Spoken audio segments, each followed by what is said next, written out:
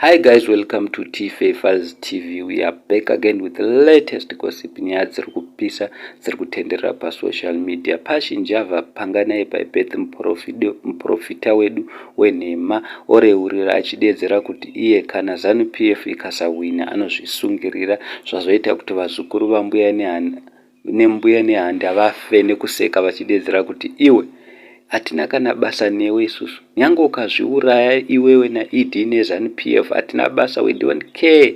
Ndimauraya nyika, chingofai kawani nekuti tagara takahwina tozvadedzerwa nevazukuru vambuya nehanda. Asi musakangana kuti nachamisa nerimwe vhidhiyo riri kutenderera pasocial media rabuda paSABC rikabuda paENC achidedzera kuti iye hapana rimwe result ravanobvuma after ma-election because vanoziva kuti vanohwina, vanoziva kuti vakahwina. Iya yakatambika muna 2008 hatisi kumbofa takaibvuma yekubiridzirwa. Hanzi iye ED instead of azame mamwe maplans ekuti vavhoterwe, iye ari busy kuplana kuti vanorega sei because anoziva kuti vari kudyiwa. Saka vazukuru vambuya nehanda vadedzera kuti iwe panganaenda unofira kure, neZANU-PF ngaifire kure, naED ngaafire kure. Imimi nyange mukadedzera kuti chichi asi hatimbofi takakuvhoterai, imimi magara chingozviurayai, makauraya Zimbabwe, makauraya nyika. Saka iwe zvavakutaura izvo ratove drama. Iwe panganai,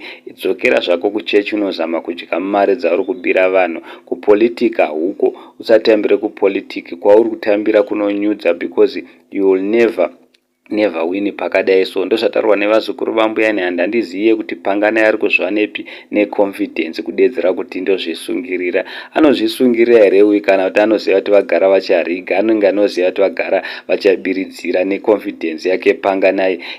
Ari kutya kuti gold vanozori munongoziva mega kuti itimu yevarakashi yegold mafia. Saka I don't know guys kuti